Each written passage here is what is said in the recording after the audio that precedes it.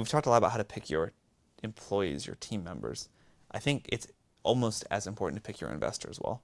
So how do you advise founders if they're trying to build a significant company that's going to do something very disruptive, be around for decades? How should they think about their investors?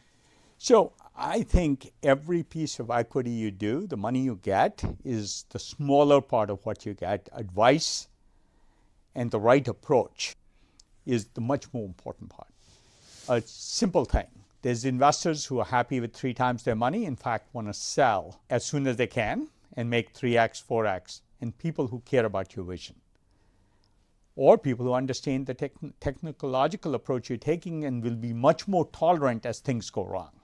Right? So those are the factors I suggest people optimize for. And how do you tell? How do you know if an investor truly cares about your vision?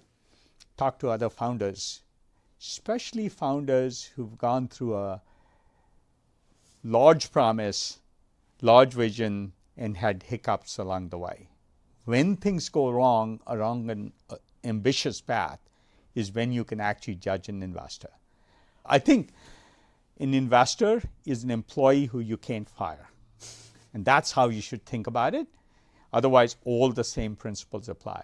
I get very frustrated with investors because they mostly detract from value. Like most investors are negative value add to a company that's trying to be ambitious.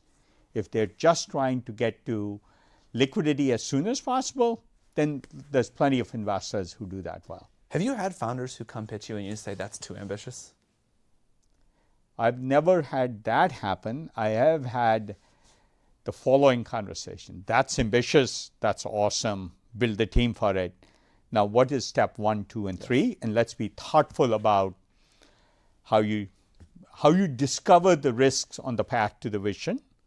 Because frankly, achieving a large vision is first about discovering what's hard, what the problems are, what else influences success along that path. Once you've found the problem, and which you can only discover by doing things, then you can. The only recipe I've ever seen work for making really impactful companies is both a giant vision and a good step 1, 2, and 3. Yeah. You have to have both, right. and neither without the other will work.